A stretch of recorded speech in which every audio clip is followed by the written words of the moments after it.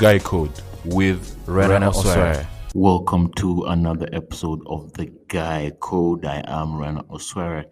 Now, on this episode, guys, we are going to be talking about women and power. And we understand that one of the traits that give the impression of a high value individual is having influence and power. Power and influence attract many people, and the individuals want these qualities to be viewed in high esteem. Now, Dale Carnegie, in his book, said that the feeling of importance is a basic need for any individual. Therefore, power and influence definitely provides that. Now, in Kenya, with the rise of women empowerment, we have noticed how women's participation in politics and governance has drastically increased in this election, where since they feel they have the academic experience and financial competency to contest for these high level seats in government. This election has shown that women want their autonomy and sovereignty recognized. They want to be part of the decision makers and not just sitting on the sidelines. Now, I just want to share some few highlights we have observed in this election. The first one is that women and people generally do not like being coerced. When you try and play into their hand and continuously pander to them, you're both leaking, you're sucking up to them, they will not find you as authentic, right? Because you need to understand that individuals who are fully grown adults and have their own worldview already make a choice quite quickly on who is their preferred candidate. And when they realize that you are not expressing your truth, but instead trying to pander to them, trying to suck up to them, trying to be someone you're not, they will reject you for it. They might accept your acts and your gifts or whatever you have to bring, but they will silently not respect you for it. This is brought into the limelight through this gubernatorial candidate of the city who his whole campaign strategy was trying to fit in with the common wananchi and trying to completely behave like them. And it was done in a way that was trying to hide the fact that he was born in privilege and has lived in privilege for an extended amount of his lifetime. And you don't understand that it is perfectly okay living your reality that you actually do not know how it is to live under the upper class. That is fine. But trying to persuade individuals to vote you in while you're doing all these activities, trying to give the impression that you are one of them, is definitely very manipulative,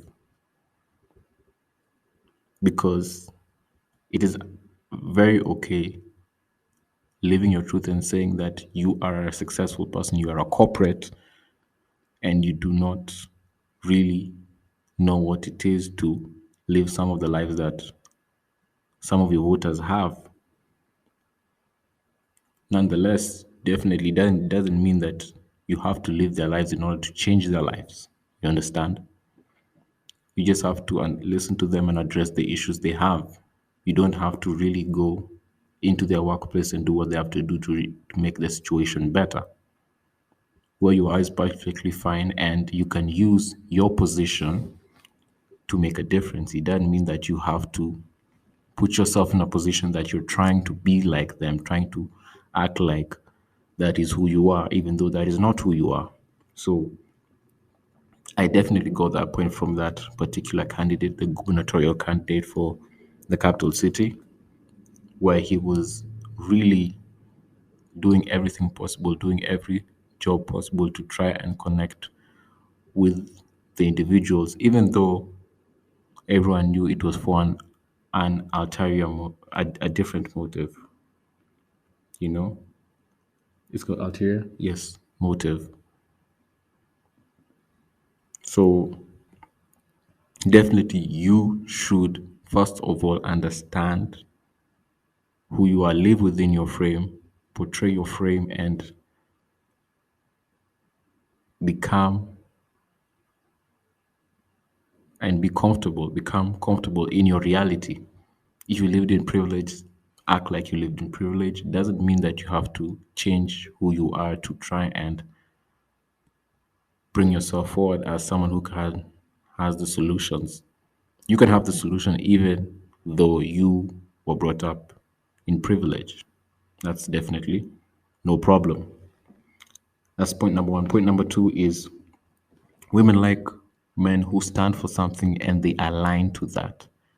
The demand for manifestos increased, and people who are critical of their stand to such things, such as even clothes, secondhand clothes, became a subject to contest with.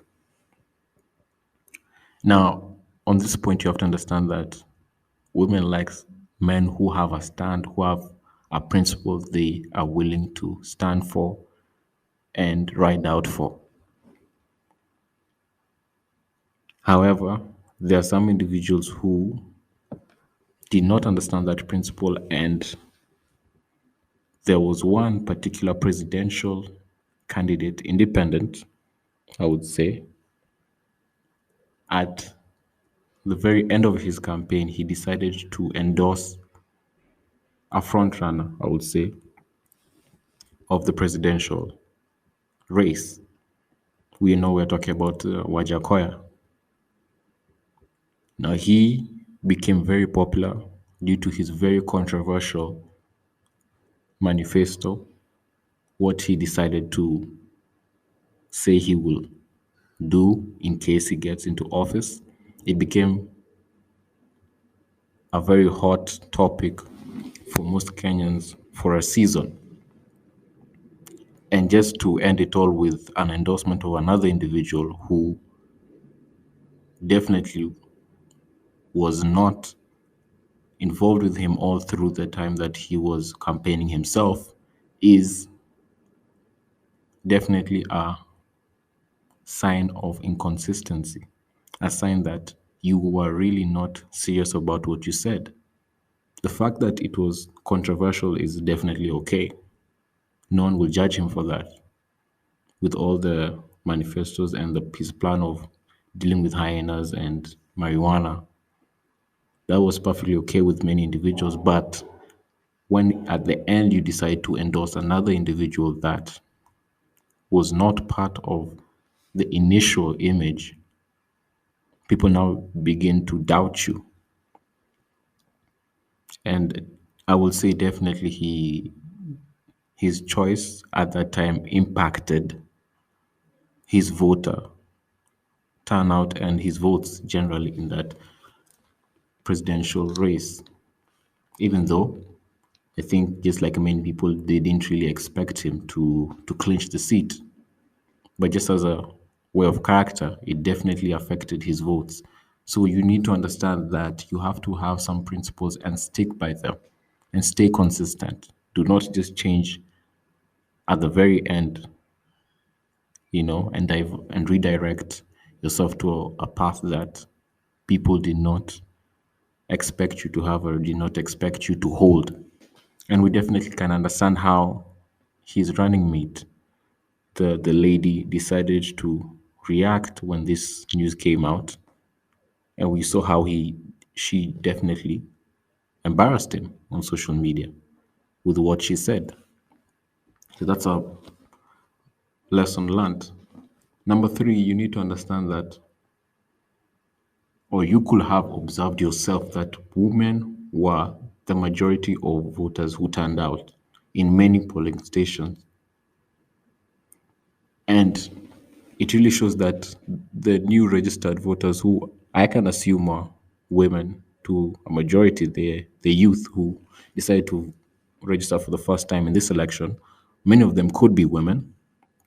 And it definitely showed that they turned out to participate in this event because for all the positions that maybe some of them were trying to have, or someone close to them was trying to have, they definitely showed support to whatever political persuasion they had, right?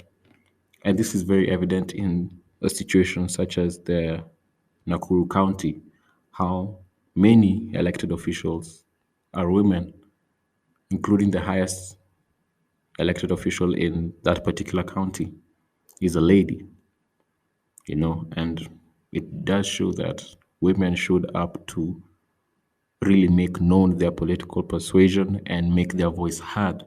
So, moving forward, the voice of women will definitely be one that will be seriously considered and will be pivotal in the victory of future candidates.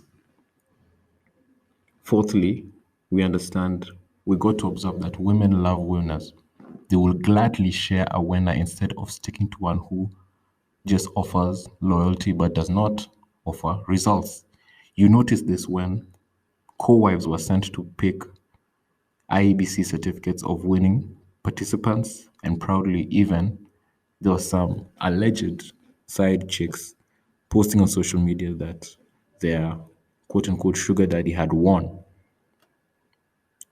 So, as far as the co wives situation, you understand how women are attracted to winners. There was this participant known as Oscar Sudi who had his co wives pick up his certificate, and they picked it up and they paraded it around his constituency that he just won the seat for. And you see that they were in complete harmony. They were really happy that the man that they associate with is a winner and has won and has provided results that they wanted, right? We definitely saw a certain governor who many claim his alleged side chick or the lady he is a sugar daddy for posted him congratulating him that he had won, a governor seat and a senate seat in parliament. I'm sorry, I don't necessarily have the details. You kindly forgive me on that.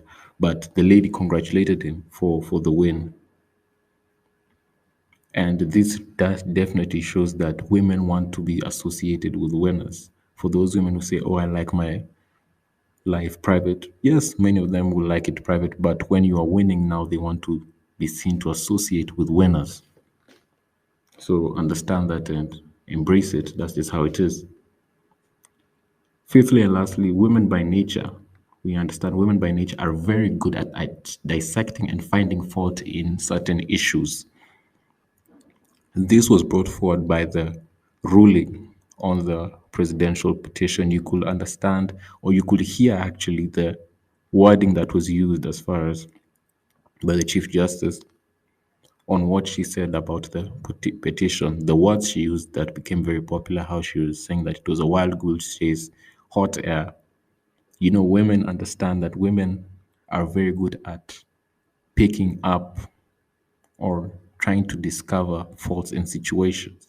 So it really shows that she dissected that whole case. And you can imagine through her profession and maybe definitely just through her biological hardwiring, that is why she used the words that she used. Because maybe a man will just say that the accusations were false and will have let it at that. Just use some basic words. But she decided to use create very vivid image with her report, which is You could say it's actually women's nature, because definitely you have dealt with women who they can pick up a mistake, and how they will describe that mistake is like it was the worst thing that could ever have happened to her or in that particular context. So it's really something to learn about in this. There are actually several things you can learn from this election that has just happened, from how individuals behave, from how women behaved, and you can understand what to expect in the future, in these future elections. I definitely see women's voice more profound in future elections. I see more women wanting to get into leadership as far as governors, as far as, senators and all that. I definitely see an increase in that, and I definitely see that future candidates will make sure to capitalize on that vote that will be very profound in the changing of the society that we live in. So these are just some points I wanted to share with you guys. Definitely, I would value your feedback at Guy Code Kenya. In case I missed out on anything, or you want me to do a part two on the same, on other things that you also feel I should consider and dissect, I appreciate that feedback at twitter.com/Guy Code Kenya. And until next time, we shall talk soon. Bye. Guy Code with Rena Osware.